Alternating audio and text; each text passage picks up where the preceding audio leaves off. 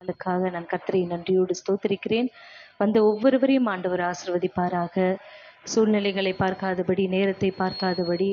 ஏன்னா நிறைய பேர் கேட்டா வாரத்துக்கு ஒரு நாள் வர்றதே என்ன சொல்லுவாங்க, பெரிய ஒரு ஒரு மலையை பிடிச்ச மாதிரி ஒரு பெருசா சொல்லுவாங்க. ஆனா தொடர்ந்து தினமும் வர்றீங்க. 40 நாள் ஜெபம் உங்களுக்காக ஏற்படுத்தப்பட்ட ஜெபம் என்பதை மறக்காமல் நீங்க கர்த்தரை கனப்படுத்தி வர்றீங்க. இந்த கூடுகைக்கு வருகிற உங்கள் ஒவ்வொருவரையும் ஆண்டவர் ஆசீர்வதிப்பாராக. நம் வேதத்துக்கு நேராக நாம் திருப்பிக் கொள்வோம். இந்த நாள் செய்தியின் தலைப்பு 28 வருஷம் அரசாண்ட யெகூ என்கிற ராஜாவுடைய ராஜ்யபாரத்தை பற்றின விவரத்தை தான் இந்த வேளையில் நான் உங்களோடு கூட விளக்க நான் வந்திருக்கிறேன். 2 ராஜாக்களின் புஸ்தகம் 19ஆம் அதிகாரத்தை நம்ம எடுத்துக்கொள்வோம். பாருங்க, இஸ்ரவேலிலே வடக்கு ராஜ்யத்தின் 10வது அரசனாக அபிஷேகம் பண்ணப்பட்டவர் தான் இந்த யெகூ என்கிற ராஜா. இஸ்ரவேலிலே வடக்கு ராஜ்யத்தின் 10வது அரசனாக அபிஷேகம் பண்ணப்பட்டவர் யெகூ. இவர் யாருன்னு பார்க்கும் பொழுது, இவர் ஆகாபுடைய இஸ்ரவேலின்ல முக்கியமான சேனாதிபதி இந்த யெகூ. ஆகாபுடைய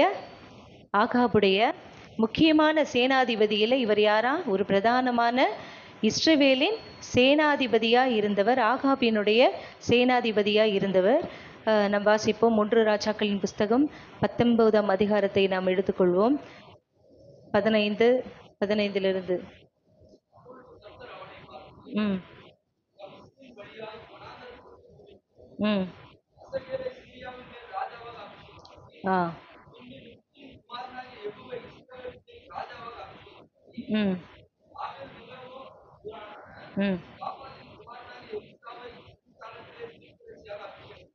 பாருங்க, கர்த்தர் எலியாவை கொண்டு சொல்றாரு, எலியாவை நோக்கி சொல்றாரு. எலியா எந்த சூழ்நிலையில இருக்கிறாருன்னா,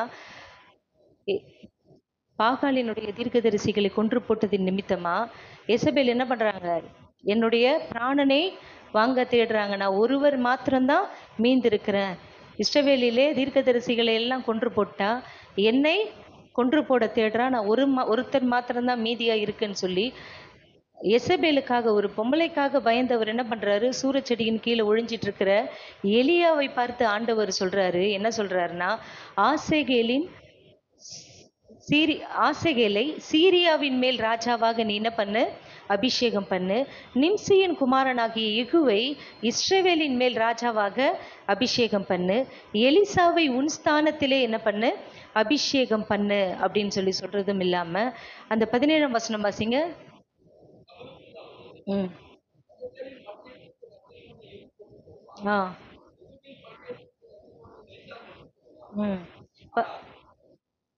வாசிங்கப்பா.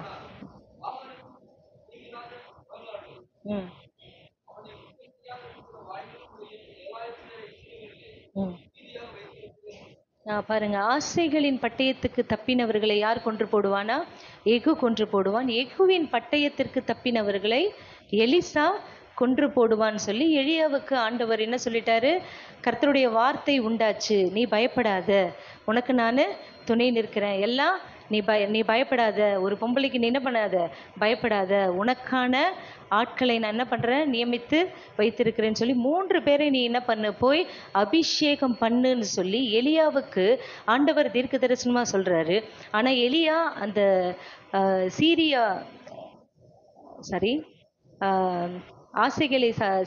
ஆசேகேலை அவர் அபிஷேகம் பண்ணல. நிம்சியின் குமாரனாகிய யெகூவையும் அவர் என்ன பண்ணல, அபிஷேகம் பண்ணல. எலிசாவை மாத்திரம் அவர் அபிஷேகம் பண்ணினார். எலிசாவை மாத்திரம் அபிஷேகம் பண்ணிட்டு ரெட்டிப்பான வரங்களை கொடுத்துட்டு அவர் எங்க போயிட்டாரு, பரலோகத்துக்கு ஆண்டவரோட எடுத்துக்கொள்ளப்பட்டாரு. ஆனா வாசிப்போம். 2 ராஜாக்களின் புஸ்தகம் 9ஆம் அதிகாரம் 1 வாசிப்போம்.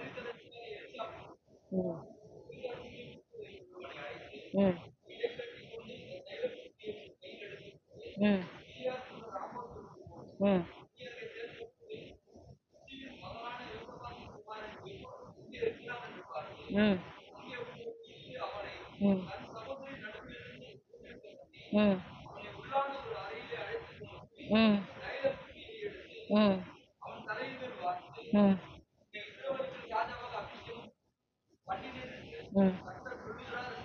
ம்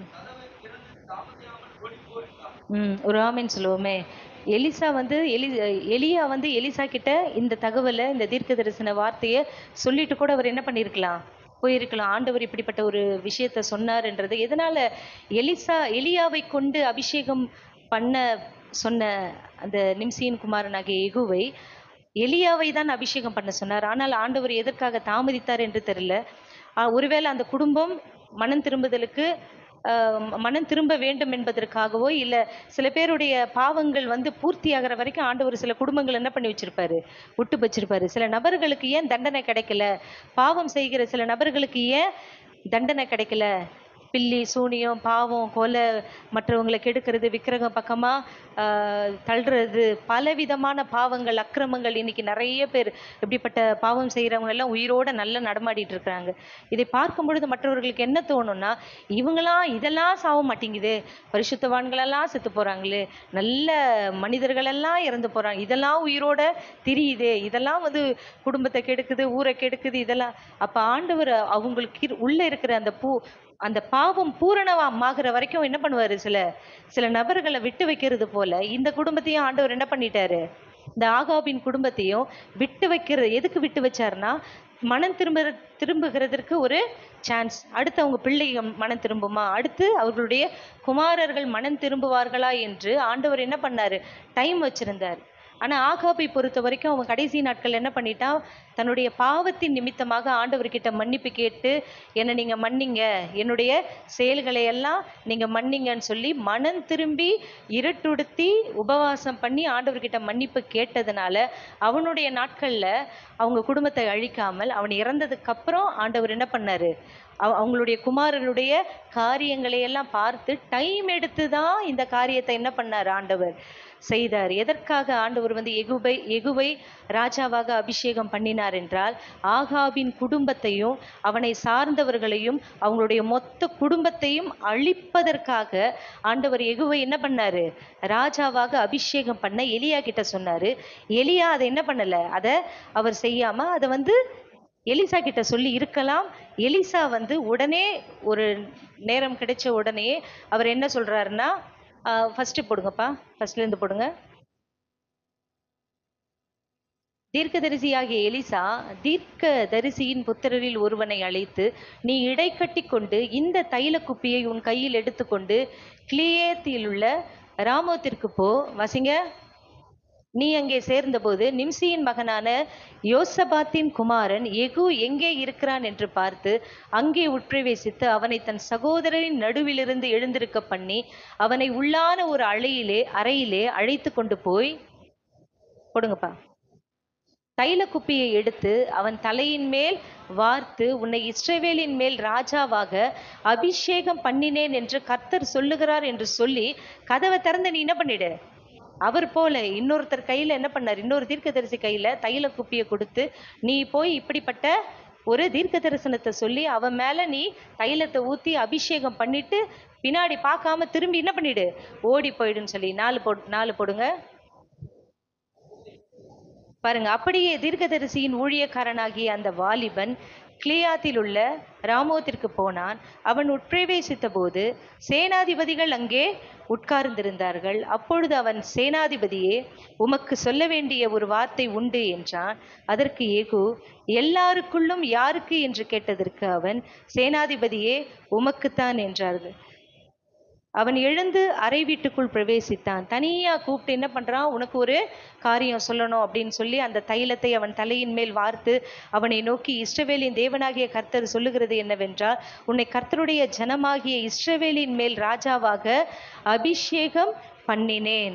நான் என் ஊழியக்காரனாகிய தீர்க்கதரிசிகளின் இரத்தப்பழியை, கர்த்தருடைய சகல ஊழியக்காரரின் இரத்தப்பழியையும் ஏசபேலின் கையிலே வாங்கும்படிக்கு நீ உன் ஆண்டவனாகிய ஆகாபின் குடும்பத்தை அழித்து விட கடவாய்.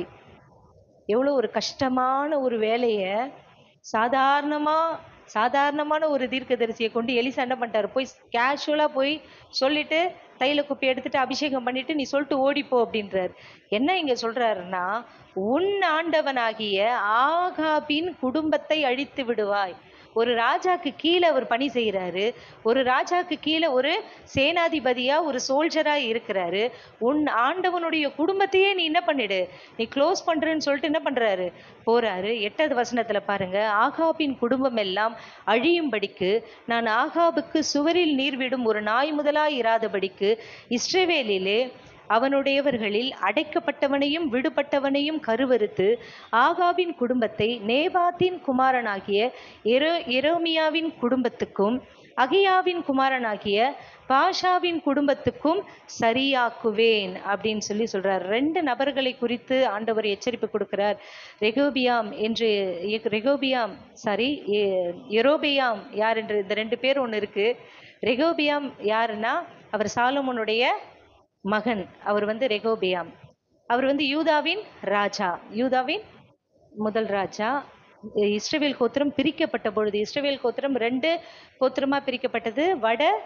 வடக்கு கோத்திரம் என்றும் தெற்கு கோத்திரம் என்று 2 கோத்திரம். 10 கோத்திரம் இஸ்ரவேல் கோத்திரம், 2 கோத்திரம் யூதாவின் கோத்திரம்.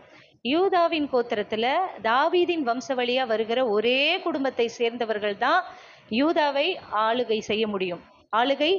ஏன்னா ஆண்டவர் கொடுத்த வாக்குத்தத்தம் அப்படி, உனக்கென்று ஒரு விளக்கை ஏற்படுத்துவேன், உனக்குன்னு ஒரு விளக்கை நான் என்ன பண்ணுவேன், ஏற்படுத்துவேன். சந்ததி சந்ததியாய் தாவீதிற்காக நான் என்ன பண்ணுவேன், ஒரு விளக்கை ஏற்படுத்துவேன். ஆண்டவர் தாவீதுக்கு வாக்கு கொடுத்த காரணத்தின் நிமித்தமாக ஒரு கோத்திரம் யாரை சேவிக்கும், தொடர்ந்து அந்த கோத்திரம் மட்டும் மாறவே மாறாது. தாவீதின் கோத்திரம், தாவீதுக்கு அடுத்தது சாலமோன், சாலமோனுக்கு அடுத்தது ரெகோபியாம். அப்படி யூதாவின் கோத்திரத்துல அவங்களுடைய தாவீதனுடைய வம்சம் தான் சேவிக்கும். அதன் மூலமாக ரெகோபியம் ராஜாவா இருக்கார். இஸ்ரவேல்ல யார் ராஜாவா இருக்காருன்னா எரோபியாம் இஸ்ரவேலை என்ன பண்றாரு, ஆளுகை செய்து என்ன அவர் என்ன வேலை பண்ணாருன்னா, ஆண்டவர் சொல்றாரு, எப்படி தாவீது எனக்கு பிரியமா இருந்து எனக்கு பிரியமானதை செய்தது போல நீயும் பிரியமானதை செய்தினா உன்னோடும் உன் குடும்பத்தோடும் நான் என்ன பண்ணுவேன், இருப்பேன், உன்னை நான் ஆசீர்வாதமா வைப்பேன் அப்படின்னு சொல்லி ஆண்டவர் எரோபியாமுக்கு வாக்கு கொடுத்தோம். ஆனா அதை அவன் என்ன பண்ணல, ஆண்டவருடைய சொல்லுக்கு கீழ்ப்படியாம அவன் என்ன பண்ணானா, 2 கண்ணு குட்டிகள் என்ன பண்ணானா வார்ப்பித்து அதை என்ன பண்ணானா, அந்த கண்ணு குட்டிகளை நீங்க நீங்க வேற எங்கேயும் போக தேவையில்ல, நீங்க எங்கேயும் நீங்க வணங்கலாம்.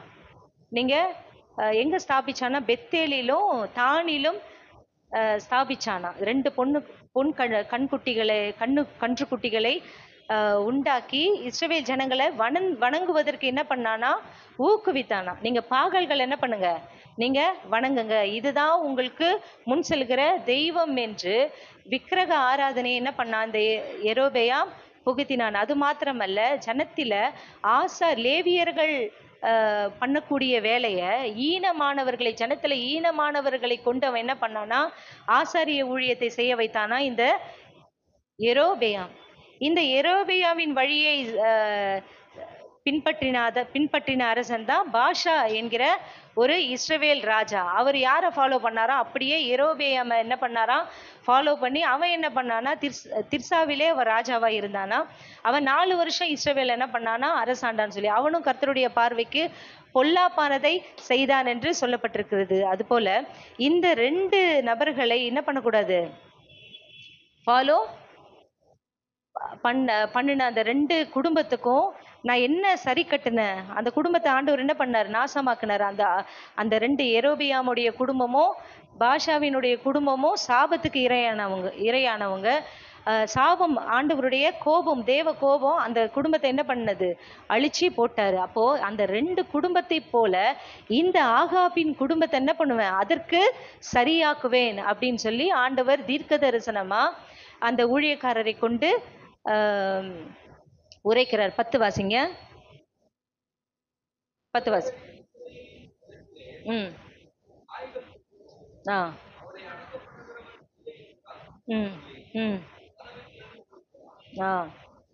பாருங்க, அவர் சொல்லிட்டு இப்படி என்ன சம்பவிக்க போற அந்த தீர்க்க தரிசன வார்த்தையை சொல்லிட்டு எசபேலை என்ன பண்ணோம், நாய்கள் என்ன பண்ணோம், அதோட ரத்தத்தை நாய்கள் நக்கி போடும். அது அவ வந்து அவளுடைய நிலத்துல எருவா போடப்படுவா அப்படின்னு சொல்லி ஒரு கடினமான ஒரு அந்த ஆகாப்புடைய குடும்பத்துக்கு எதிரான ஒரு தீர்க்க தரிசன வார்த்தையை முன்கூட்டியே அந்த எகுவுக்கு சொல்லிட்டு அவர் ஓடி போயிடுறாரு. பாருங்க அதுக்கு கீழே வாசிங்களேன், இது கீழே வாசிங்க.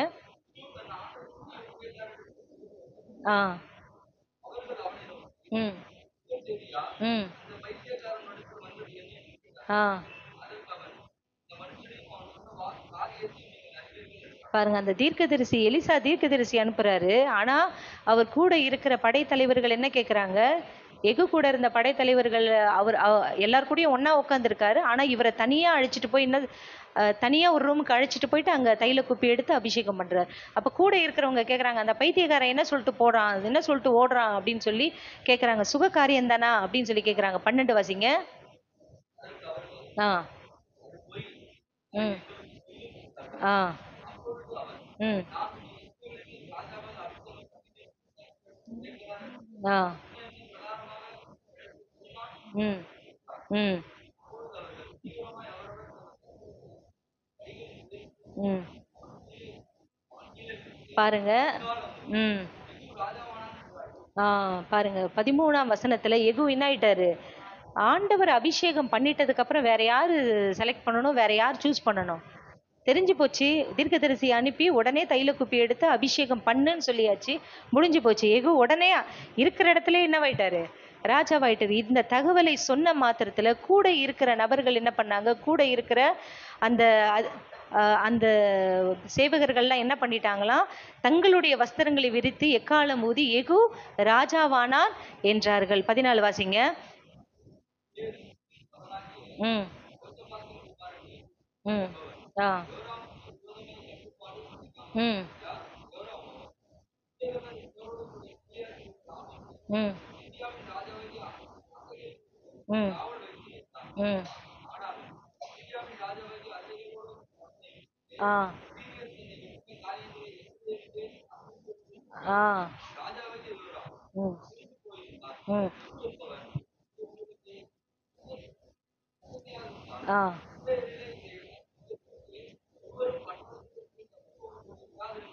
ஆ பாருங்க, அந்த ஆகாபுடைய பையன் இருக்கான் பாருங்க. அவன் அவன் வந்து சீரியாவினுடைய ராஜாவாகிய ஆசேகேலுடைய பண்ணிய யுத்தத்தினால அவர் கொஞ்சம் அடிபட்டு இருந்தாரு. ஆசேகேல் யுத்தம் பண்ணி என்ன பண்ணிட்டாரு?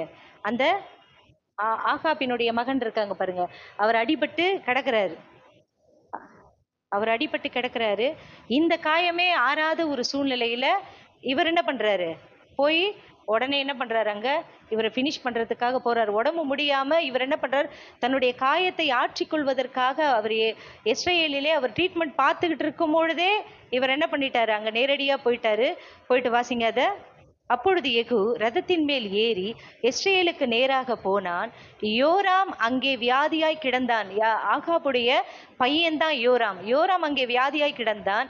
யோராமை பார்க்க யூதாவின் ராஜாவாகிய அகசியாவும் அங்கே வந்திருந்தான். இஸ்ரேலின் கோபுரத்தின் மேல் நிற்கிற ஜாமக்காரர் எகுவின் கூட்டம் வருகிறதை கண்டு ஒரு கூட்டத்தை காண்கிறேன் என்றான். அப்பொழுது யோராம் ஒரு குதிரை வீரனை கூப்பிட்டு அவர்களுக்கு எதிராக அனுப்பி சமாதானமா அந்த யோராமுக்கு என்ன வந்துருச்சு? பயம் வந்துருச்சு.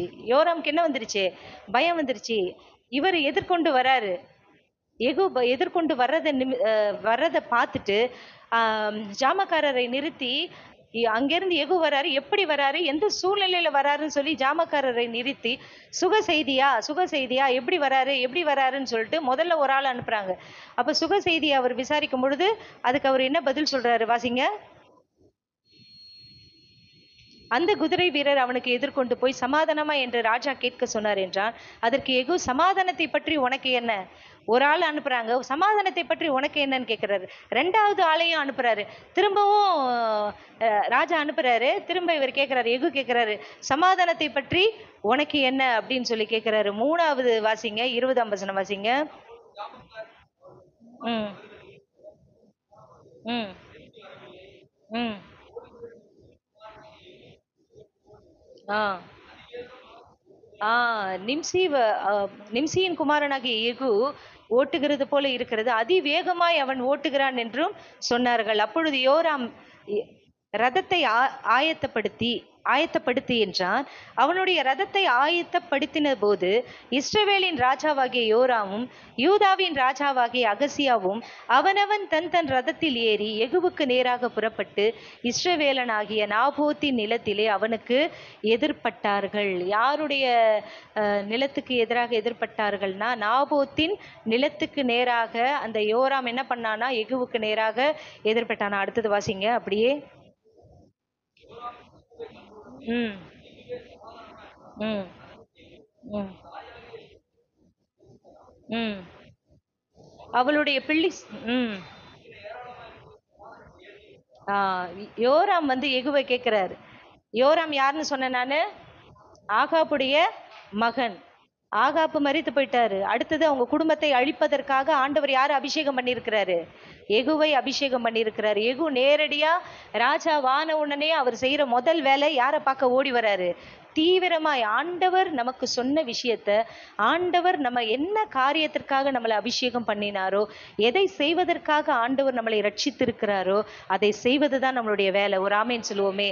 யெகூவை ஆண்டவர் வந்து அபிஷேகம் பண்ணினார். எதற்காகனா, ஆகாபின் குடும்பத்தை அழிப்பதற்காக யெகூவை அபிஷேகம் பண்ணிறார். அபிஷேகம் பண்ண மாத்திரத்துல நான் தான் ராஜா தன்னுடைய கம்பீரத்தை காட்டணும், தன்னுடைய வல்லமையை காட்டணும்னு அவர் என்ன பண்ணல? ராஜாவா ஏறி பவனி வரல. ராஜ வஸ்திரத்தை போட்டுட்டு யெகூ ராஜ வஸ்திரத்தை போட்டுட்டு குதிரை மேலே ஏறி அவர் வந்து ஊர் ஃபுல்லா போய் எல்லா ஜனங்களுக்கும் என்ன பண்ணலாம், நான் ராஜாவாயிட்டேன், ஆண்டவர் என்ன அபிஷேகம் பண்ணிட்டாரு, தீர்க்கதரிசி மூலமா என்ன அபிஷேகம் பண்ணிட்டாருன்னு பெருமை அடிச்சுக்கல.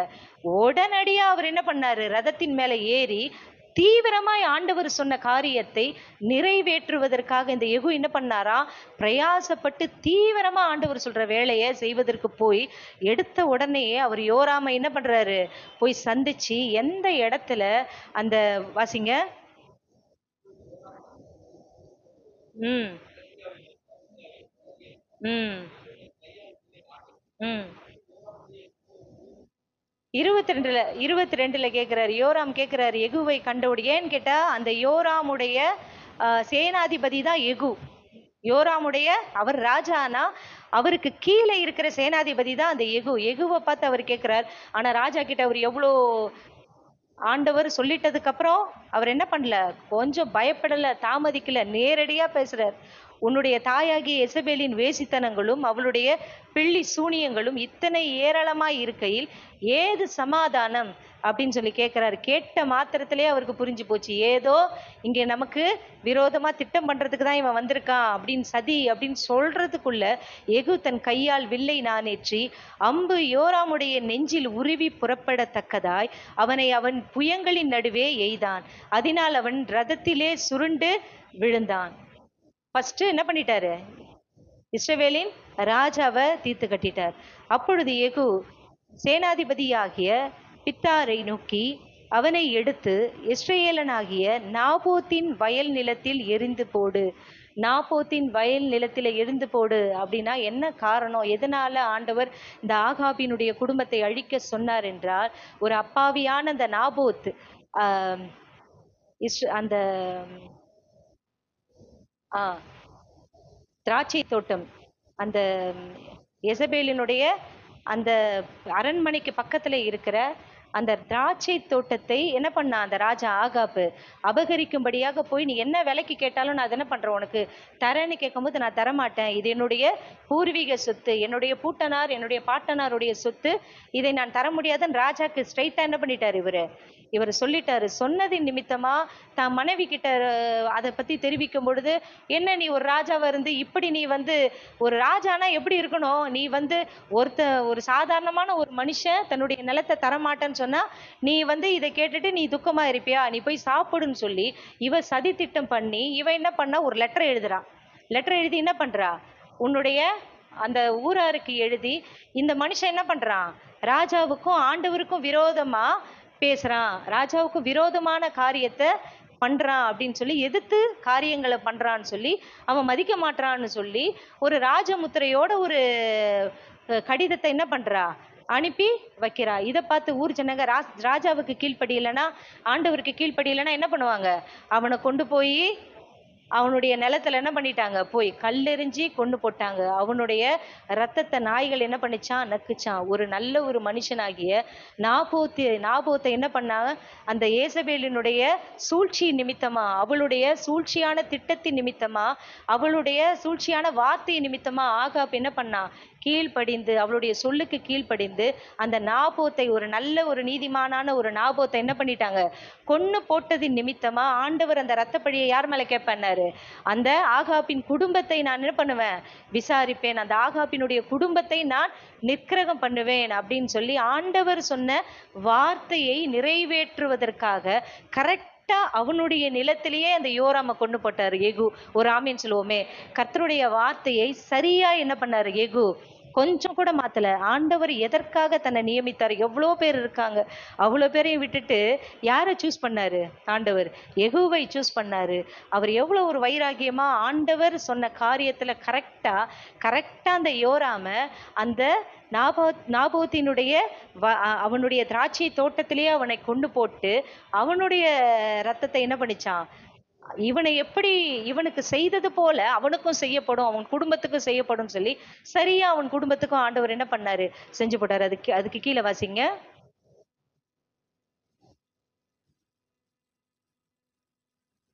ம் ம் ம் ஆ ஆ சரி. ரெண்டாவது ரெண்டாவது யூதாவின் ராஜாவாகிய அகசியா. அந்த இப்ப யோராமை கொண்டு போட்டாங்க பாருங்க. யோராமை விசாரிக்க வந்த அந்த அகசியா, சும்மா இருக்கிறவனை பார்க்க வந்தாரு, உடம்பு எப்படி இருக்குப்பான்னு கேட்க வந்த அகசியாவையும் என்ன பண்ணல, விடல. யுத்தத்துக்கு வரும்போது வா போலாம் அப்படின்னு சொல்லி இவர் ஒரு ரதத்துல அவர் ஒரு ரதத்துல கூட வந்த பாவத்துக்கு, உடம்பு முடியலையான்னு பார்க்க வந்த பாவத்துக்கு என்ன பண்ணிட்டாரு, நீயும் ஒரு ரதத்தை பூட்டுன்னு சொல்லி அந்த யூதாவின் ராஜாவாகிய அகசியாவையும் கூட என்ன பண்ணிக்கிட்டாரு, இவரு கூட்டிக்கிட்டு வந்தாரு. இவனை அழிச்சு நாபோத்தினுடைய நிலத்துல போட்டுட்டாரு. ரெண்டாவது அவனையும் விடல. யெகூ யாரை விடல, யூதாவின் ராஜாவாகிய அகசியாவையும் விடல. துரத்தி போய் என்ன பண்ணாரு, அவனையும் கொண்டு போட்டாரு. அடுத்து வாசிங்க, 2 ராஜாக்களின் புஸ்தகம் 9:30 வாசிங்க. ம் ம் ம் ம் யெகூ ஒலிமுக வாசலில் வந்தபோது அவள் தன் ஆண்டவனை கொன்ற சிம்ரி க்ஷேமம் அடைந்தானா என்றார். அப்பொழுது அவன் தன் முகத்தை அந்த ஜன்னலுக்கு நேராக ஏறெடுத்து, என் பட்சத்தில் இருக்கிறது யார் யார் என்று கேட்டதற்கு 2-3 பிரதானிகள் அவனை எட்டி பார்த்தார்கள். அப்ப பாருங்க, ஃபர்ஸ்ட் அவங்க பையன், ரெண்டாவது நேரம் எங்க வந்தாரு, ரெண்டாவது அவங்க அம்மா கிட்ட வந்துட்டு அந்த எசபேல் கண்ணில் மையிட்டு அந்த அம்மா மாடியில இருந்து என்ன பண்றாங்க, அந்த அரண்மனையிலிருந்து எட்டி பார்க்குறாங்க. அப்போ யெகூ சொல்றாரு, யாரு அந்த அம்மா பக்கத்துல 2 பேர் நிக்கிறானோன்னு 2 பேர் தள்ளுங்க அவளை அப்படின்னு சொல்றாங்க. உடனே அவளை தள்ளி போட்டு அவ கீழே விழுந்து, அவ எப்படி ஆனாலாம், அவளை மிதிச்சே என்ன பண்ண, ஆண்டவர் சொன்ன தீர்க்க தரிசனம் நிறைவேறும்படியாக அவ மேலிருந்து விழுந்து சுவர்ல பட்டு ரத்தம் தெரிச்சு அந்த ரத்தத்தை என்ன பண்ணிச்சான், நாய்கள் நக்கி போட்டுதான். விழுந்த இதுல ஸ்பாட் எல்லாமே உடம்புல இருக்கிற ஒரு உறுப்பும் எல்லாமே சதறி போகிற அளவுக்கு அந்த அம்மா என்ன பண்ணிட்டாங்க, அப்படி தள்ளி விட்டு விழுந்தாங்க. அது திரும்ப இவர் என்ன பண்ணாராம், மிதிச்சு கூழா ஆக்கி, சொல்ல போனா அந்த கை, அந்த ஓடு, கால், நெகம் அது மட்டும்தான் இருந்துச்சான். அப்படியே அந்த நிலத்துக்கு என்ன பண்ணிட்டான், அந்த நிலத்துல அங்க இருக்கிற அவங்க இடத்துக்கே அந்த அம்மாவை என்னவா போட்டாங்களாம், எருவா போட்டுட்டு மிதிச்சு போய் அவர் என்ன பண்ணாரா, போஜனம் பண்ணாராம். ஒரு ஆமேன் சொல்லுவோமே. ஆண்டவர் என்ன வார்த்தை அந்த எசபேலுக்கு சொன்னாரோ, இந்த தீர்க்கதரிசியும் இந்த யெகூவை ராஜாவாக்குவதற்கு முன்பாக, ராஜாவாய் அபிஷேகம் பண்ணும் பொழுது என்ன வார்த்தை சொன்னாரோ அதை அவர் கரெக்டா செய்தார். ஒரு ஆமேன் சொல்லுவோமே.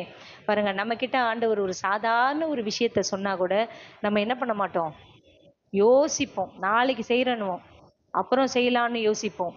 சில விஷயங்கள், செய்யக்கூடிய விஷயத்த கூட நம்மளால என்ன பண்ண முடியாது, செய்ய முடியாது. ஆனா இந்த யெகூவும் ஒரு சாதாரண ராஜா கிடையாது, ஒரு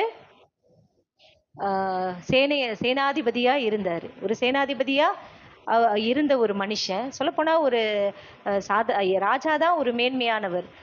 ஒரு சாதாரண ஒரு மனுஷனை ஆண்டவர் இப்படிப்பட்ட ஒரு பெரிய காரியங்களை சொல்லி என்ன பண்ணாரு, செய்ய சொன்னாரு. ஆனா அவர் என்ன பண்ணாரு, ஆண்டவர் அபிஷேகத்திற்கு எவ்வளவு வல்லமை உண்டுன்னு தெரியுங்களா? ஒரு தீர்க்கதரிசி எலிசா அனுப்பி நீ போய் இப்படி ஒரு அபிஷேகம் பண்ணுன உடனே அது அபிஷேகம் பண்ணப்பட்ட மாத்திரத்துல இந்த எகு என்ன பண்றாரு, துணிஞ்சு பண்றாரு. எல்லாம் பெரிய பெரிய விஷயம். ஏசபேலுக்கு யார் பயந்தா? எப்பேற்பட்ட தீர்க்கதரிசி, வானத்திலிருந்து அக்கினிய வர வச்ச எலியா இந்த இந்த பொம்பளைக்காக பயந்து அவர் எங்க போனாரு, நான் சாகுறேன், நான் இருக்க மாட்டேன், நான் போறேன், நான் செத்து போறேன்னு சொல்லி எலியா என்ன பண்ணாரு, ஓடி போனார். ஆனா இந்த சாதாரண ஒரு சேனாதிபதி சாதாரணமா போய் அசால்ட்டா பின்னாடி இருந்து என்ன பண்ணு இந்த பொம்பளைய தள்ளி விடுன்னு சொல்லி அதை மிதிச்சு கூழாக்கி போய் போய் என்ன பண்றாரு, கூல் ட்ரிங்க்ஸ் குடிக்கிறாரு. ஒரு ஆமேன்னு சொல்லுவோமே பாருங்க. அப்ப ரெண்டாவது அந்த எசபேல் என்ன பண்றாரு, சாதாரணமா எப்படி ஆண்டவர் சொன்னாரோ அதன்படியாகவே அந்த எசபேலையும் என்ன பண்றார், கொன்னு போடுறார். மூன்றாவதாக 2 ராஜாக்களின் புஸ்தகம் 10ஆம் அதிகாரம் 1 பார்ப்போம். ம் ம் ம் ம் ம் ம் ம்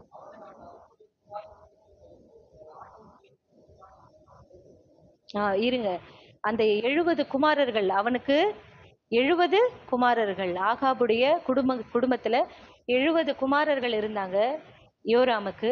அப்ப அந்த 70 குமாரர்களையும் வளர்க்கிற அந்த பிரதானிகள், அவங்களுடைய குடும்பத்தார்கள், அவனை சார்ந்தவர்கள் எல்லாம் நீங்க அவங்களையே ஒரு ராஜாவை நீங்க என்ன பண்ணலாம், சூஸ் பண்ணலாமே, சூஸ் பண்ணி நீங்க என்ன பண்ணலாம், அவங்கள ராஜாவாக்கலாமேன்னு ஒரு நிருபத்தை எழுதி இவர் என்ன பண்றாரு, எகு அனுப்புறாரு. அதற்கு அவங்க அவங்க சைட்ல இருந்து என்ன வார்த்தை வந்ததுன்னா, இந்த 70 பேரை ஆதரிக்கிற வளர்க்கிற அந்த பிரதானிகள் என்ன சொல்றாங்கன்னா, இந்த 2 ராஜாக்களோட கதியே மோசமா போச்சு, உங்க பார்வைக்கு முன்பாக அந்த 2 ராஜாக்களை உண்டு இல்லைன்னு பண்ணிட்டீங்க, யோராமையும் அந்த யூதாவின் ராஜா 2 ராஜாக்களையும் நீங்க கொண்டு போட்டுட்டீங்க. நாங்க ஏமாத்துறோம், நாங்க நாங்க வந்து இவங்களை சூஸ் பண்ண முடியாது, நீங்களே என்ன பண்ணுங்க, எங்களை ஆளுகை செய்யுங்க, எங்களை நாங்க ஒப்பு கொடுக்குறோம்னு சொல்லி அவங்க என்ன பண்ணிட்டாங்க, இவங்க கிட்ட சரண்டர் ஆயிட்டாங்க. அது நிமித்தமா இவர் சொல்றாரு, நான் 2வது நிருபம் எழுதி அப்ப நீங்க ஒண்ணு பண்ணுங்க, அந்த 70 குமாரர்களுடைய தலையை நீங்க என்ன பண்ணுங்க, என்கிட்ட கொண்டு வாங்க அப்படின்னு சொல்லி இவர் ஒரு நிருபம் அனுப்புறாரு. அதன்படியே யாரெல்லாம் அவங்கள பாதுகாத்து அவங்கள வளர்க்கிற அந்த பிரதானிகளே என்ன பண்ணிட்டாங்க, அந்த அவங்களுடைய யோராமுடைய பிள்ளைகளை 70 பேருடைய தலையை கொண்டு வந்து யார்கிட்ட கொண்டு வந்துட்டாங்க, எகு கிட்ட கொண்டு வந்து ஒரு குவியலா என்ன பண்ணாராம், போட்டு வச்சாங்களா. அதை வாசிங்க.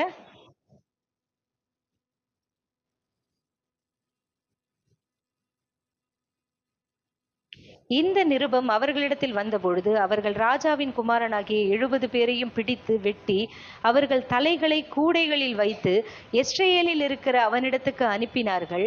அனுப்பப்பட்ட ஆள் வந்து ராஜகுமாரரின் தலைகளை கொண்டு வந்தார்கள் என்று அவனுக்கு அறிவித்த பொழுது அவன் விடியற் காலம் மட்டும் அவைகளை ஒலிவு முக வாசலில் 2 குவியலாக குவித்து வையுங்கள் என்றான். மறுநாள் காலமே அவன் வெளியே வந்து நின்று சகல ஜனங்களையும் நோக்கி, நீங்கள் நீதிமான்கள் அல்லவா, இதோ நான் என் ஆண்டவனுக்கு விரோதமாய் கட்டுப்பாடு பண்ணி அவனை கொன்று போட்டேனே, ஆனாலும் இவர்கள் எல்லாரையும் கொன்றவன் யார்? ஆதலால் கர்த்தர் ஆகாபின் குடும்பத்தாருக்கு விரோதமாக சொன்ன கர்த்தருடைய வார்த்தைகளில் ஒன்றும் தரையிலே விழவில்லை என்பதை அறிந்து கொள்ளுங்கள். கர்த்தர் தம்முடைய ஊழியக்காரராகிய எலியாவை கொண்டு சொன்னதை செய்தான் என்றான். ஒரு ஆமேன் சொல்லுவோமே. ஆண்டவர் எலியாவுக்கிட்ட சொன்னார், நீ போய் இந்த குடும்பத்தாருக்கு போய் இப்படி பயப்படுறிய, இந்த குடும்பத்தாருக்கு செய்ய போற காரியத்தை நீ அறிந்து கொள்வாய்ன்னு சொல்லி தீர்க்க தரிசனமா எலியா கிட்ட சொன்னார். இப்படிலாம் நான் செய்வேன், இந்த ஆகாபுடைய குடும்பத்துக்கு நான் இப்படிலாம் செய்வேன். ஆகாபுடைய குடும்பத்துல ஒரு சுவர்ல நீர் விடுகிற ஒரு நாய் கூட இராதபடிக்கு நான் என்ன பண்ணுவேன், அழித்து போடுவேன்னு ஆண்டவர் தீர்க்க தரிசனமா எலியாவை கொண்டு சொன்ன தீர்க்க தரிசன வார்த்தைகளை இந்த யெகூ என்ன பண்ணினார், நிறைவேற்றி அந்த பிரதானிகள் கிட்டயும், நீங்க நீதிமான்கள், நான் சொன்ன வார்த்தையை நீங்க என்ன பண்ணிட்டீங்க, செஞ்சிட்டீங்க. அவங்களுடைய பையனை நான் கொன்னேன், அவங்க பையனுடைய அந்த அந்த குடும்பத்தை எல்லாம் நீங்க என்ன பண்ணீங்க, கொன்னுட்டீங்க அப்படின்னு சொல்லி அவர் பாராட்டி என்ன பண்றாரு, ஆண்டவர் எலியாவை கொண்டு சொன்ன வார்த்தைகளை நீங்க என்ன பண்ணிட்டீங்க, நிறைவேற்றினீங்க அப்படின்னு சொல்லி அவர் என்ன பண்றாரு, அவங்கள சொல்றாரு. அது மாத்திரமல்ல, முதல்ல நான் சொன்னேன், யார சொன்னேன், ஃபர்ஸ்ட் யோராமை கொன்று போட்டாரு, ரெண்டாவது ஏசபேலை கொன்று போட்டார், மூன்றாவது அந்த யோராமுடைய பிள்ளைகள், அவங்களுடைய பிள்ளைகள் 70 பேருடைய தலையையும் என்ன பண்ணிட்டாங்க, அவங்களுடைய பிரதானிகளை கொண்டே கொன்னு போட்டு, பரவாயில்ல, கொன்னு போட்டு கொண்டு வந்துட்டாங்க. அடுத்து பாருங்க, 10ஆம் அதிகாரம் 11ஆம் வசனம் வாசிங்க.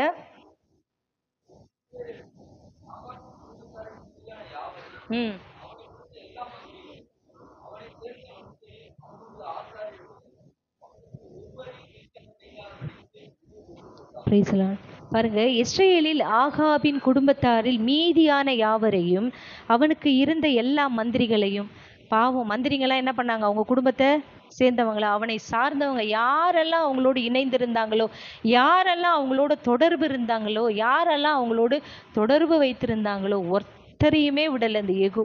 கொஞ்சம் கூட பட்சபாதமே பார்க்கல. ஒரு ஆமேன் சொல்லுவோமே. ஆண்டவர்கிட்ட பட்சபாதமே இல்லை. கடைசி நாட்கள்ல ஆண்டவர் இப்ப கிருபையாய் இறங்கி இருக்கிறாரு, கிருபையாய் மனம் இறங்கி இருக்கிறாரு. எப்படி, மனம் திரும்புவோமா என்று, மனம் திரும்புவீர்கள் என்று, மனம் திரும்புவோம் என்று ஆண்டவர் எப்படி இருக்கிறார், கிருபையாய் மன்னித்து இருக்கிறார். இனி ஆண்டவர் வரும்பொழுது, ஆண்டவருடைய வருகையில ஆண்டவர் நீதிபரராய், நீதியின் தேவனா, அவர்கிட்ட எந்த ஒரு பட்சபாதமே இருக்காது. நியாயமான தீர்ப்பு ஆண்டவர் என்ன பண்ணுவாரு, கொடுப்பார். அப்ப தெரியும் அவனுடைய கிரியைக்கு தக்க பலன் யாரோட வரும். பேச்சுக்கே இடம் இல்லை. என்னை நீங்க எப்படி சேவித்தீங்க, என்னை எப்படி நீங்க அனுசரிச்சீங்க, என்னை எப்படி தேடினீங்க, என்னை எப்படி கண்டடைந்தீங்க, என்கிட்ட வந்தீங்களா, என்கிட்ட சேர்ந்தீங்களா, என்னை ஆராதிச்சிங்களா, உண்மையா தொழுது கொண்டீங்களா, பரிசுத்தமா இருந்தீங்களா, ஆண்டவர் என்ன பண்ண மாட்டாரு, கேட்டுக்கிட்டு இருக்க மாட்டாரு. அவங்களுடைய நீதிக்கு தக்க பலன் அவரோடு கூட வந்துகிட்டே இருக்கும். யாரும் போக்கு சொல்ல இடமே இல்லை. யார் எங்க போனோமோ அங்க போயிடுவாங்க.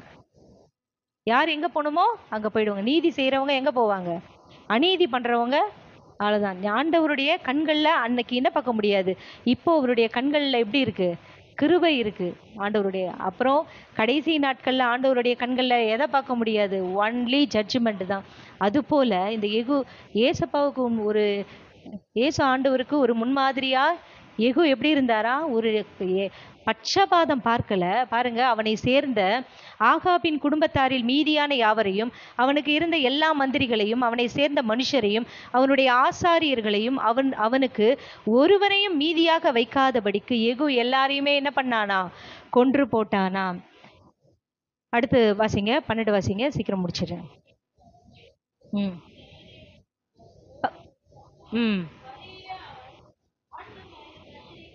ஆ ஆ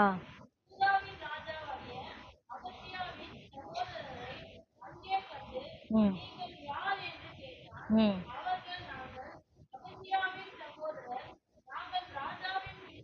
பாருங்க, பாவம் அந்த யோராம விசாரிக்க வந்த அந்த அகசியாவை பார்க்கறதுக்காக போன ராஜா ஆளை காணுமேன்னு அந்த ராஜாவை தேடி ஒரு கூட்டம் வந்தது. ஒரு கூட்டம், ஒரு சகோதரர்கள் 40 பேர் வந்தாங்க. அந்த 40 பேரை யெகூ பார்த்து கேட்குறாரு, நீங்க எங்க வந்திருக்கீங்க, யாரை பக்கம் வந்திருக்கீங்க, எதுக்கு வந்திருக்கீங்கன்னு கேட்குறாங்க. அப்ப ராஜாவை காணுமே, அந்த அகசியா அவர் எங்க அவர் போனவர் விசாரிக்கிறதுக்காக நாங்க என்ன பண்ணியிருக்கோம், அவரை கண்டு விசாரிக்கிறதுக்காக வந்தோம் அப்படின்னு. வாங்க மாட்டினீங்கன்னு சொல்லிட்டு அந்த 40 பேரையும் அவர் என்ன பண்ணிட்டாரு, அடுத்து யோராமுடைய அந்த அவர் ஃப்ரெண்டு, அவர் பார்க்க விசாரிக்க வந்த அவரை கொண்டு போட்டது இல்லாம, அவர் போனவர் ஆளை காணுமேன்னு சொல்லி அவரை பார்க்க வந்த அவருடைய சகோதரர் 40 பேரையும் இவர் என்ன பண்ணிட்டாரு, கொன்று போட்டுட்டாரு. அடுத்து வாசிங்க, 17 வாசிங்க. ம் ம் ம் ம் ம். ஆ. பாருங்க, அவன் சமாரியாவுக்கு வந்தபோது கர்த்தர் எலியாவோடே சொன்ன வார்த்தையின்படியே சமாரியாவில் ஆகாபுக்கு மீதியான யாவரையும் அழித்து தீருமளவும் சங்காரம் செய்தான். பாருங்க, தானாகவே அவர் எதையுமே செய்யல. ஒரு ஆமேன் சொல்லுவோமே. இன்னைக்கு சில பேருக்கு போஸ்டிங் கிடைச்சிச்சுன்னா, சில பேருக்கு அதிகாரம் கிடைச்சிச்சுன்னா, அந்த அதிகாரத்தை எனக்கு தான் ஃபுல் அத்தாரிட்டி கிடைச்சிருச்சு, எனக்கு ஃபுல் பவர் இருக்கு, நானே சுயமா கிடையவே கிடையாது. இந்த எகு எலியாவுக்கு ஆண்டவர் சொன்ன வார்த்தை, எலியாவுக்கு ஆண்டவர் சொன்ன வார்த்தை, கர்த்தர் சொன்ன வார்த்தை, கர்த்தர் சொன்ன வார்த்தைன்னு தனக்கு எதற்காக ஆண்டவர் ஒரு பதவியை கொடுத்திருக்காரு, தனக்கு எதற்காக ஆண்டவர் ஒரு ராஜ மேன்மையை கொடுத்திருக்கிறார் என்பதை உணர்ந்து ஒரு தாழ்மையோடு கூட எலியாவுக்கு சொன்ன வார்த்தையை இந்த எகு நிறைவேற்றினாராம். ஒரு ஆமேன்னு சொல்லுவோமே. நாம் சொன்னதை செய்யறது தான் யாருடைய வேலை? நம்மளுடைய வேலை. அந்த எகு ராஜா சொன்ன வார்த்தையை என்ன பண்ணாரு? அந்த எகுக்கு சாரி ஆண்டவர் வந்து எலியா கிட்ட சொன்ன வார்த்தையை எலிசா என்ன பண்றாரு? எகுக்கு சொன்ன வார்த்தையை அவர் சரியா என்ன பண்ணாரு? நிறைவேற்றினாராம். ஒரு ஆமேன்னு சொல்லுவோமே. அடுத்து வாசிப்போம். அதுக்கு கீழே போங்களேன். 2 ராஜாக்களின் புஸ்தகம் 18 வாசிங்க அப்படி. ம் ம் ம் ம் அடுத்து ஒரு தந்திரமான ஒரு வேலையை செஞ்சாரு. எகு என்ன பண்ணாரு? ஒரு தந்திரமா, ஒரு ரொம்ப ராஜாக்குரிய ஒரு என்ன சொல்லுவாங்கல்ல, ஒரு நாலேஜ், ராஜாக்குரிய ஒரு எப்படின்னா தந்திரம்னா அதை வந்து நல்லதுக்கு தான் அந்த தந்திரத்தை இது பண்ணணும், கெட்டதுக்கு இவர் பயன்படுத்தலை. ஒரு ஸ்மார்ட்டான ஒரு விஷயத்தை இவர் பண்ணாரு. என்ன சொன்னாருன்னா, ஆகாப்பை வந்து வாசிங்க. ம் ம் ம்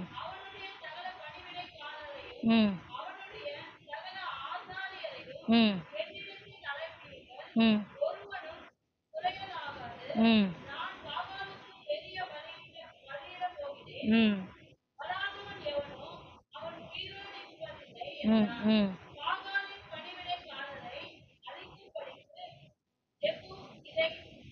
தந்திரமாய் செய்தான். பாருங்க, எகு எலியாவுடைய வார்த்தையை தட்டாம ஆண்டவர் எதற்காக தன்னை அபிஷேகம் பண்ணினார் என்பதை உணர்ந்து தனக்கு சொல்லப்பட்ட வார்த்தையை எலியாவுக்கு சொன்ன வார்த்தை, எலியாவின் மூலமாக தனக்கு சொல்லப்பட்ட காரியத்தை அவர் அருமையா என்ன பண்ணார்? இதுவரைக்கும் செஞ்சு முடிச்சார். முதல்ல யாரை கொன்னார்னு சொன்ன? யோராமை. 2வது அவங்க தாயாகிய ஏசபேலை. 3வது இல்ல, அது கிடையில. யோராமுடைய அந்த அவரை விசாரிக்க வந்த அந்த ஆமா அகசியா, யூதாவின் ராஜா அகசியா. அடுத்தது அவங்களுடைய 70 குமாரர்களை அழித்து போட்டார். அதுக்கு அடுத்தது யாரை அழித்தார்? ஆமா, அகசியாவுடைய அகசியாவின் சகோதரர்களை எடுத்தார். ஃபைனல் டச்சு யாருன்னா, அங்க சுத்திக்கிட்டு இருப்பானுங்க விக்கிரக ஆராதனை பண்றதுக்கு, கொஞ்சம் விட்டா திரும்பவும் என்ன பண்ணுவானுங்க? முளைச்சிடுவானுங்க. அவங்களுக்குள்ளேயே விக்கிரக ஆராதனை பண்ணுவதற்கு ஒரு பாகால் தீர்க்கதரிசி என்ன பண்ணுவான்? எலும்பி அவங்களுக்குள்ள ராஜாவா ஆகக்கூடிய ஒரு சூழ்நிலை ஏற்படும். அதனாலதான் இவர் என்ன பண்ணிட்டாரு? ஃபைனலா முக்கியமான ஒரு நபர்களை கூட்டத்தை என்ன பண்ணணும்? வெட்டியே ஆகணும்னு சொல்லி இவர் என்ன பண்றாரு? ஆகாபை நீங்க சேவிக்கிறத பார்க்கலாம், நான் சேவிக்கிறது என்னது? பாகால்களை நீங்க சேவிப்பதை பார்க்கலாம், ஆகாப்பை சேவிப்பது மிகுதி என்று சொல்லி யாரெல்லாம் உங்க ஊர்ல பாகாலை சேவிக்கிற தீர்க்கதரிசி இருக்கிறாங்களோ ஒருத்தரை கூட விடாதீங்க. எல்லாரையும் என்ன பண்ணுங்க? நான் இருக்கிற இடத்துக்கு கொண்டு வாங்க. ஒரு பெரிய பலி என்ன பண்ணணும்? செலுத்த போனோம். பாகாலுக்கு பலிபீடம் கட்டணும். ஒரு கோயிலை கட்டி பலிபீடத்தை கட்டி என்ன பண்ணணும்? பலி செலுத்துவதற்கு பாகாலின் தீர்க்கதரிசிங்க ஒருத்தர் விடாம எல்லாரையும் கொண்டு வாங்க அப்படின்னு சொல்லி கொண்டு வர சொல்லி அவர்களை தந்திரமாய் அழிக்கும்படிக்கு இவர் என்ன பண்றாரு? ஒரு யோசனையை சொல்லி எல்லாரையுமே வரவழைக்கிறாரு. 20, 22 அப்படி வாசிங்க. ம் ம் ம் ம் ம் ஆ ம் ம் ம். நாச்சாரியும் நிறைந்திருந்தது. நெக்ஸ்ட் வாசிங்க. கொன்று போட்டதை மட்டும் வாசிங்கம்மா. கொன்று போட்டது. அவங்களுக்கு எல்லாம் வஸ்திரம் கொடுத்து அவங்க பணிவிடை, பாகாலுக்கு பணிவிடை காரருக்கெல்லாம் வஸ்திரங்களை எடுத்து கொண்டு வா என்றான். அவர்களுக்கு வஸ்திரங்களை எல்லாம் எடுத்துக்கொண்டு வந்தான். அடுத்தது வாசிங்க. அப்படியாக அவங்க எல்லாரையும் கூப்பிட்டு என்ன பண்ணிட்டாங்க, ஒரே நாள்ல யெகூ என்ன பண்ணிட்டாரு, அது மட்டும் வாசிங்க. இப்படியே யெகூ பாகாலை இஸ்ரவேலில் இராதபடிக்கு அழித்து போட்டான். பாகாலின் சிலைகளை தகர்த்து பாகாலின் கோவிலை இடித்து அதை இந்நாள் வரைக்கும் இருக்கிறது போல மல ஜலாதி இடமாக்கினான். அதை என்ன பண்ணிட்டானா, அதை அந்த ரெஸ்ட் ரூம் போற இடமா என்ன பண்ணிட்டான், அந்த பாகால் இருக்கிற இடத்த. இன்னைக்கு அப்படி ஆகணும். ஒரு ஆமேன்னு சொல்லுவோமே. இன்னைக்கு ஒன்றும் இல்லாத வீணா போறத பண்ற இடம் எல்லாம் என்னவா மாறிடணும், அந்த வீணா போன இடமா மாறிடணும். ஒண்ணுமே இல்லாத அளவுக்கு போயிடணும். அப்படி இவர் என்ன பண்ணிட்டார், பாகாலின் கோயில் விக்கிரகங்களை வெளியே எடுத்து வந்து அவைகளை தீக்கொளுத்தினாராம். ஒரு ஆமேன்னு சொல்லுவோமே. ஒன்று விடாம எல்லாத்தையும் எரித்து போட்டு பாகால் கோவிலை சேர்ந்த ஸ்தலம் எங்கும் போய் எல்லாத்தையும் வெளியே கொண்டு வந்து தீ கொளுத்தி சிலைகளை எல்லாம் தகர்த்து உடைச்சி எல்லாரையும் அழித்து போட்டு பாருங்க, எல்லாமே என்ன பண்ணிட்டாரு, எல்லாத்தையும் ஒட்டுமொத்தமாக அழிச்சு போட்டு எல்லா பாகால் தீர்க்கதரிசிகளையும் ஒருத்தர் விடாமல் எல்லாத்தையுமே அழிச்சு போட்டார். எல்லாரையும் கொன்று போட்டார். ஒரு ஆமேன்னு சொல்லுவோமே. இப்போ என்ன ஆச்சு, எல்லா தீட்டான எல்லா ஆகாப்பின் குடும்பத்தாரை மாத்திரமல்ல, ஆகாப்புடைய மனைவி ஏசபேல் எதை கொண்டு வந்துட்டாலாம், ஆகாப் ஒரு புறஜாதி ஸ்திரீயாகிய அந்த எசபேலை கல்யாணம் பண்ணிட்டு வந்துட்டு அவ இல்லாத சூனியம், பில்லி சூனியம், மாந்திரீகம், எல்லா விதமான விக்கிரக ஆராதனையும் இஸ்ரவேலுக்குள்ள கொண்டு வந்த அந்த பாகாலின் தீர்க்கதரிசி கோயில்கள் எல்லாத்தையும் ஒட்டு மொத்தமா என்ன பண்ணிட்டாரு, இவர் டிஸ்ட்ராய் பண்ணிட்டாரு. எல்லாத்தையும் நிக்கிரகம் பண்ணி அழிச்சு போட்டாரு. ஒரு ஆமேன்னு சொல்லுவோமே. கடைசியாக ஒரே ஒரு வசனம் முடிச்சிருவோம் பாருங்க, பாசிங்க. ஆனாலும் யெகூ இஸ்ரவேலின் தேவனாகிய கர்த்தரின் நியாயப்பிரமாணத்தின்படி தன் முழு இருதயத்தோடும் நடக்க கவலைப்படவில்லை. இஸ்ரவேலை பாவம் செய்ய பண்ணின எரோமியாவின் பாவங்களை விட்டு அவன் விலகவும் இல்லை. ஆனாலும் இவ்வளோ விஷயங்கள், இவ்வளோ காரியத்தை செய்த யெகூ எதை விடலன்னு சொல்லப்பட்டிருக்கு, முதல்ல தன்னை முழு இருதயத்தோடு நியாயப்பிரமாணத்தின்படி நடப்பதற்கு அவர் என்ன பண்ணலையா, கவலை படலையா. தாவீது ராஜாவை போல முழு இருதயத்தோடு நடப்பதற்கு அவர் கவலைப்பட்டாரு. ராஜா, எந்த ராஜா, தாவீது ராஜா, ஆண்டவரே நான் என்னை என்ன பண்ணுங்க, மன்னிங்க, நான் உங்களை தான் சேவிப்பேன், முழு இருதயத்தோடு உங்களையே நான் என்ன பண்ணுவேன், பின்பற்றுவேன்னு சொல்லி ஆண்டவரையே சார்ந்திருந்தாரு. அப்ப தாவீதை போல இவர் என்ன பண்ணல, முழு இருதயத்தோடு சேவிப்பதற்கு இவர் என்ன பண்ணலையா, கவலைப்படலையா. எரோமியாவின் பாவங்கள் சிலது என்ன இருந்தது, இவர்கிட்ட ஒட்டிட்டு இருந்தது. இன்னைக்கு கிறிஸ்தவர்களாகிய நம்ம ஆண்டவர் பிள்ளைகளாகிய நமக்குள்ளேயும் சில காரியங்கள், ஆண்டவருக்கு பிரியமில்லாத காரியங்கள், எவ்வளோதான் ஆண்டவருக்காக ஆண்டவரே கர்த்தாவேன்னு சொல்லி நம்ம திருவிருந்து புசிச்சு நம்ம பரிசுத்தமா வாழ்வதற்கு எவ்வளோ நம்ம முயற்சி பண்ணாலும் ஒரு சில குறைகள், ஒரு சில விஷயங்கள் நம்மளை விட்டு நீங்காம தான் இருக்கு. இந்த உலகத்துல இருக்கிற வரைக்கும் அந்த பாவம் நம்மளை என்ன பண்ணிட்டு தான் இருக்கு, ஆண்டு கொண்டு தான் இருக்கு. ஒரு சில விஷயங்கள் நமக்கு பாவம்னு தெரிஞ்சு சிலதை விடாம அதை நம்ம என்ன பண்ணிட்டு இருக்கோம், அதை நம்ம கையிலேயே வச்சுக்கிட்டு சுத்திக்கிட்டு இருக்கோம். விடாம என்ன பண்றோம், நம்ம அதை விட முடியாத ஒரு சூழ்நிலையில நம்ம காணப்படுறோம். ஆனா இந்த இடத்துல அந்த இவ்வளோ ஆண்டவர் அபிஷேகம் பண்ணின இந்த யெகூ எவ்வளோ பெரிய ஒரு சாதனையை பண்ணாரு. ஒரு பெரிய ஒரு ராஜா குடும்பத்தையே அழித்து போட்டது இல்லாம ஒட்டுமொத்த அந்த பாகாலின் தீர்க்கதரிசிகளை எல்லாம் அழிச்சு போட்டாரு. ஆனாலும் அவர்கிட்ட என்ன குறை இருந்ததா, அந்த எரோமியாவின் பாவங்கள் இவர்கிட்ட காணப்பட்டது. மேடைகள் அகற்றப்படவில்லை அப்படின்னு சொல்லப்பட்டிருக்கிறது. ஆனாலும் ஆண்டவர் யெகூவை ஆண்டவர் மெச்சி கொண்டார். யெகூ ஆண்டவருக்கு பிரியமான காரியத்தை செய்தபடியினால் ஆண்டவர் இஸ்ரவேல் கோத்திரத்துல 9 கோத்திரங்கள், இஸ்ரவேல் கோத்திரத்துல 9 கோத்திரத்துல 19 ராஜாக்கள், வேறு வேறு ராஜாக்கள் தான் அரசாண்டாங்க இஸ்ரவேலை பொறுத்த மட்டும். யூதாவில மாத்திரம்தான் ஒரே தாவீதினுடைய வம்ச வழியில வர்ற ஒரே ராஜாக்கள் ஜெனரேஷனா ஆண்டாங்க. ஆனா இஸ்ரவேல் அப்படி கிடையாது. 9 ராஜாக்கள், 9 குடும்பத்தை சேர்ந்த 19 ராஜாக்கள் என்ன பண்ணாங்க? அரசாண்டாங்க. இதுல 5 தலைமுறைகள் இந்த யெகூவின் குடும்பம் மாத்திரமே அரசாண்டார்களாம். ஒரு ஆமேன்னு சொல்லுவோமே. இந்த ஒரு ஸ்லாக்கியத்தையும் இந்த பாக்கியத்தையும் ஆண்டவர் இந்த யெகூவின் குடும்பத்தாருக்கு, யெகூவின் வம்சத்திற்கு ஆண்டவர் வந்து இப்படிப்பட்ட ஒரு கிருபையை செய்திருக்கிறார். இவங்களுடைய குடும்பத்தை சேர்ந்த 5 தலைமுறைகள் என்ன பண்ணாங்களாம்? இஸ்ரவேலை அரசாண்டாங்களாம். எதற்காக அரசாண்டாங்கன்னா, ஆண்டவருக்கு பிரியமான காரியங்களை யெகூ செய்து ஆசாப்பினுடைய குடும்பத்தை அழித்து போடுவேன் என்கிற ஒரு தீர்மானத்தையும் திட்டத்தையும் யெகூவுக்கு சொல்லி, அந்த திட்டத்தை சரியா என்ன பண்ணார் இந்த யெகூ? செய்து முடித்தபடியினால் தலைமுறைகள் 5 தலைமுறை மட்டும் இந்த யெகூவின் குடும்பத்திற்கு ஆண்டவர் இரக்கம் பாராட்டினாராம். ஒரு ஆமேன் சொல்லுவோமே. நாமளும் கர்த்தருக்கு பிரியமாய் வாழ்ந்தா 1000 தலைமுறை மட்டும் நான் உங்களுக்கு இறங்குவேன்னு சொல்லி ஆண்டவர் நமக்கு என்ன பண்ணியிருக்கிறாரு? வாக்குரைத்திருக்கிறாரு. கர்த்தர் தாமே இந்த வார்த்தையை ஆசீர்வதிப்பாராக. ஆமென்.